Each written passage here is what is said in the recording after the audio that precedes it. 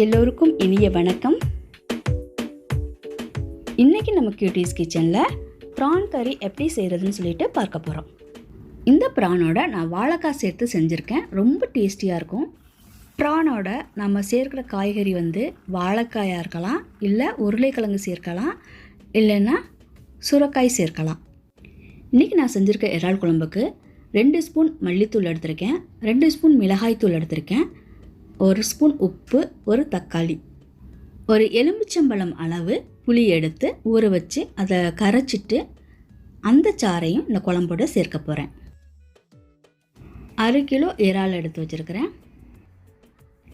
இறாலை நல்லா சுத்தம் பண்ணி கழுவிட்டு எடுத்து வச்சாச்சு. இப்போ புளியை கரைச்சிட்டு இந்த மிளகாத்தூள், மல்லித்தூள், உப்பு, தக்காளியோட சேர்க்கலாம். சேர்த்ததுக்கப்புறம் அந்த தக்காளியை அப்படியே கரைச்சி விட்டுருங்க. அடுத்தது நம்ம சுத்தம் பண்ணி எடுத்து வச்சுருக்கிற இறால் எல்லாத்தையும் அதில் சேர்த்துக்கலாம். ஃபஸ்ட்டு இந்த குழம்பு ரெடி பண்ணி வச்சிடலாம். அதுக்கப்புறம் நம்ம தாளிக்கிறதுக்கு தேவையானதெல்லாம் எடுத்து ரெடி பண்ணிக்கலாம். இந்த குழம்பை இப்படியே கூட தாளித்து ஊற்றி நம்ம இறக்கலாம். ஆனால் இதோடு நம்ம காய் சேர்த்து செய்யல இன்னும் சுவையாக இருக்கும். அதனால் இன்றைக்கி நான் வாழைக்காய் எடுத்து வச்சுருக்கிறேன். அதையும் தோல் சீவிட்டு சின்ன சின்னதாக கட் பண்ணி போட்டு அதை சேர்த்துக்க போகிறேன். வெந்தயம், சோம்பு, கருவேப்பிலை, சின்ன வெங்காயம் இதெல்லாம் நான் தாளிக்கிறதுக்கு எடுத்து வச்சுருக்கிறேன்.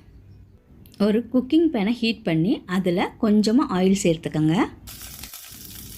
எண்ணெய் காஞ்சதும் எடுத்து வச்சுருக்கிற வெந்தயத்தையும் சோம்பையும் போட்டு கொஞ்ச நேரம் பொரிய விடணும். வெந்தயம் பொரிஞ்சு லேசாக சிவந்து வரும், நல்லா வாசமாக இருக்கும். அந்த சமயத்தில் நம்ம கட் பண்ணி எடுத்து வச்சுருக்கிற சின்ன வெங்காயத்தை ஆட் பண்ணிக்கலாம். ஒரு 2 கொத்து அளவு கருவேப்பிலையும் நான் இதோட சேர்த்துக்கிறேன். ஃபஸ்ட்டில் கருவேப்பிலையை சேர்த்துக்கலாம். கருவேப்பிலை சேர்த்து பொரிஞ்சதுக்கப்புறம் நம்ம சின்ன வெங்காயத்தை ஆட் பண்ணிக்கலாம். மீன், இறால், நண்டு இதுக்கெல்லாம் நம்ம குழம்புக்கு சின்ன வெங்காயம் சேர்த்தோம்னா ரொம்ப ருசியாக இருக்கும்.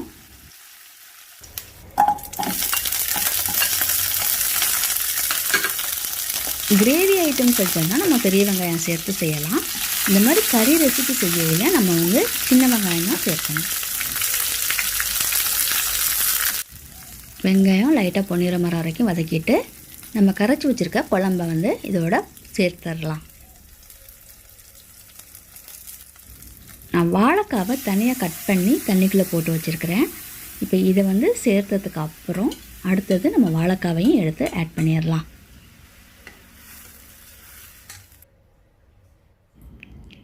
இறால் குழம்புல இப்போ நம்ம அடுத்ததாக வாழைக்காயை சேர்க்க போகிறோம்.